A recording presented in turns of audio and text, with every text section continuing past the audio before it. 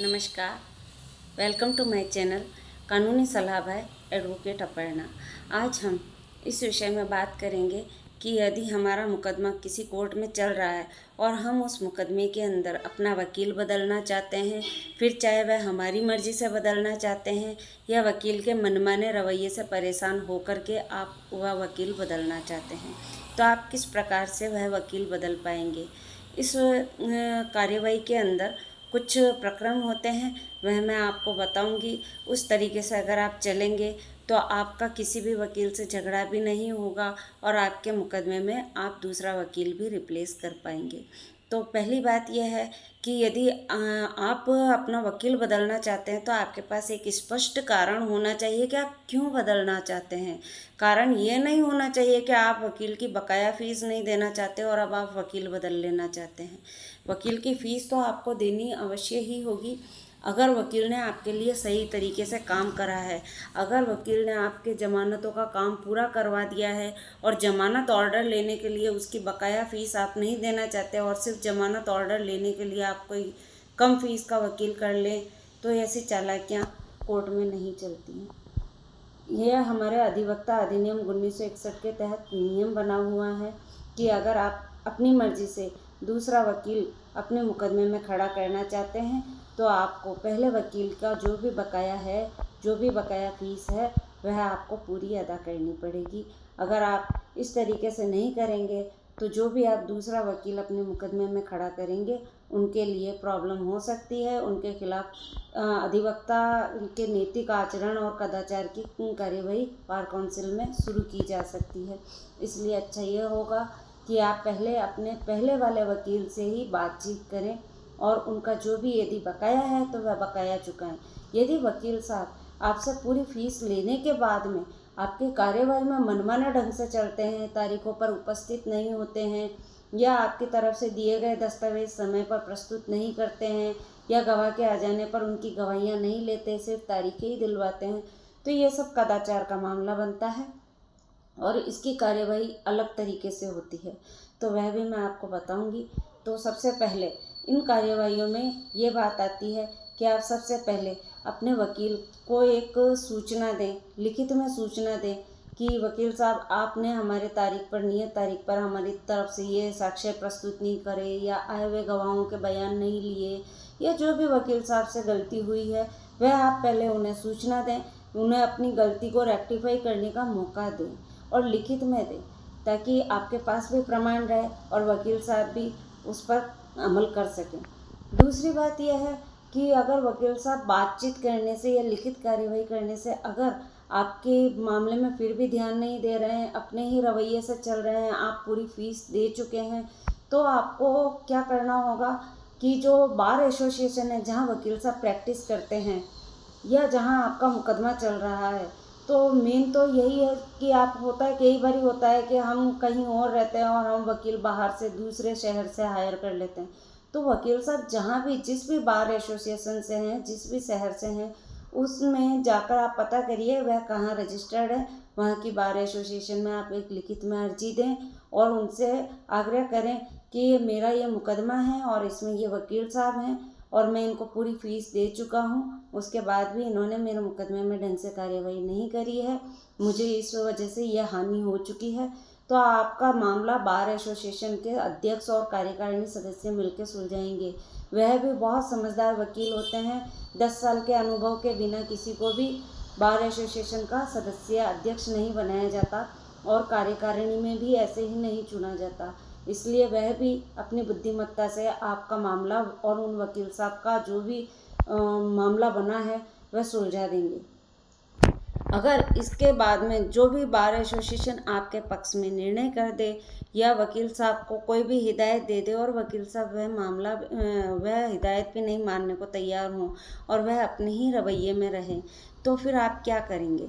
तब आपको अगला स्टेप ये होता है कि आप जिस भी राज्य में आपका मुकदमा चल रहा है, जैसे मान लीजिए दिल्ली में चल रहा है तो दिल्ली बार काउंसिल, मध्य प्रदेश में चल रहा है तो मध्य प्रदेश बार काउंसिल।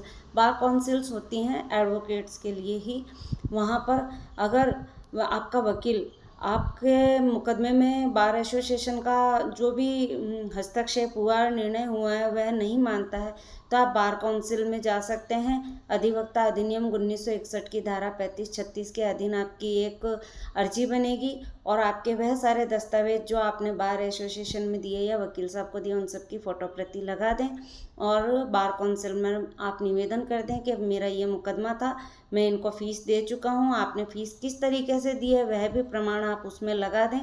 और आप बार काउंसिल से निवेदन करें कि मेरा जो भी बकाया था मैं दे चुका हूँ और वकील साहब की फ़ीस पूरी कर चुका हूँ। वकील साहब मेरा मुकदमा ढंग से नहीं लड़ रहे हैं, मेरे साक्ष्य समर्थन में नहीं करवा रहे हैं कार्यवाही, तो आप मेरा मुकदमा सुलझाइए, आप मेरी कार्यवाही, आप जो भी मेरे पक्ष में कार्यवाही है करवाइए। बार काउंसिल के जो सदस्यगण होते हैं वह भी बहुत ही समझदार होते हैं और वह सारी कार्यवाही जो भी करेंगे बहुत बुद्धिमत्ता से करेंगे। आपके और वकील के बीच में जो भी अंडरस्टैंडिंग गड़बड़ हो गई है उसे वह सुलझाएंगे। और उसके बाद में अगर आपका फ़ीस आपने पूरे मुकदमे के लिए दे दी थी और आपका मुकदमा अभी आधे ही स्तर तक पहुंच पाया है तो आपकी फ़ीस के लिए भी बार काउंसिल निर्णय करवाएगी, क्योंकि वकील का भी हर्जा खर्चा लगता है। ऐसी बात नहीं है कि वकील का कोई खर्चा नहीं होता होगा, वकील का भी बहुत हर्जा खर्चा लगता है। कोर्ट तक आने में गाड़ी का पेट्रोल लगता है, उसके कोर्ट की ड्राई क्लीन होती है, बहुत सारी चीज़ें होती है और वकील को जगह जगह अपने रजिस्ट्रेशन की फ़ीस भी भरनी पड़ती है। तो ऐसे ही वकील को भी आप नहीं डील कर सकते कि उसने ढंग से कार्यवाही नहीं करी तो मैं सारी फ़ीस ले लूँ।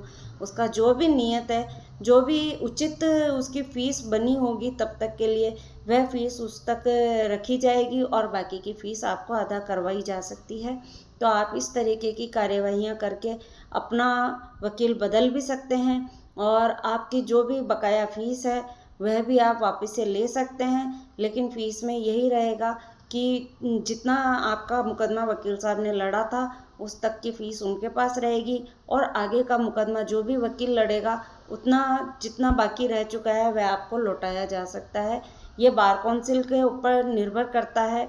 मैं आपको यहाँ पर सिर्फ उपाय और रास्ता बता रही हूँ कि आपके साथ में क्या हो सकता है, आपको किस तरीके से आपको न्याय मिल सकता है इस मामले में। तो यहाँ पे मैं ये निर्धारित नहीं कर सकती कि आपको आपकी पूरी फ़ीस मिल जाएगी, आधी फ़ीस मिलेगी या कितनी मिलेगी या नहीं मिलेगी, क्यों नहीं मिलेगी, ये सब बार काउंसिल का निर्णय होता है। और ये सिर्फ मैंने वीडियो आपके इसलिए बनाया है क्योंकि ऐसे बहुत से लोग मेरे पास आते हैं बार बार अपना वकील बदलने के लिए, हम आपको वकील कर लें, ऐसा है वैसा है। देखिए ऐसा नहीं होता है, सब वकील बहुत अच्छे होते हैं, सब ने बहुत मेहनत की होती है और सारी कार्यवाही वकील के हाथ में भी नहीं होती है।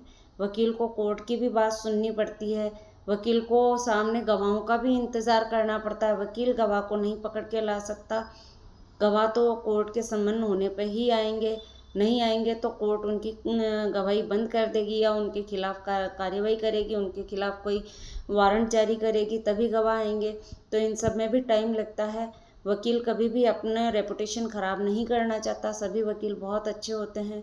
कोई भी वकील अपने नाम के साथ में ऐसा टैग नहीं लगवाना चाहता कि यह वकील अच्छा नहीं है।